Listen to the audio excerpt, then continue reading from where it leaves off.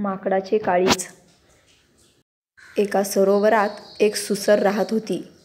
सरोवराच्या काठावर एक झाड होते.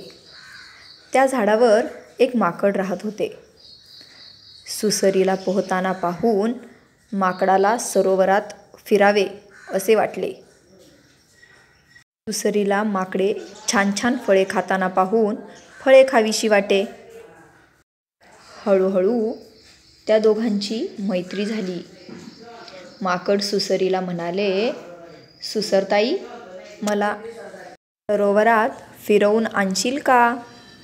सुसर म्हणाली, हो, बस माझ्या पाठीवर. टुणकन उडी मारून माकड सुसरीच्या पाठीवर बसले. सुसर माकडास घेऊन फिरावयास निघाली. सुसरीच्या मनात विचार आला, हे माकड रोज रोज गोड फळे खाते, तर ह्याचे काळीज किती गोड असेल. सुसरीने माकडास विचारले, तू मला तुझे काळीज देशील का? माकड सावध झाले आणि म्हणाले, मला आधी का नाही विचारलेस? मी तर काळीज झाडावरच ठेवून आलो. चल, मला किनाऱ्यावर सोड, म्हणजे तुला काळीज काढून देतो. सुसर त्याला घेऊन किनाऱ्यापाशी आली.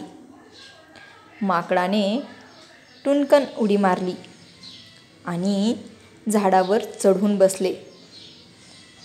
सुसर बिचारी काळीज मिळण्याची वाट पाहत राहिली.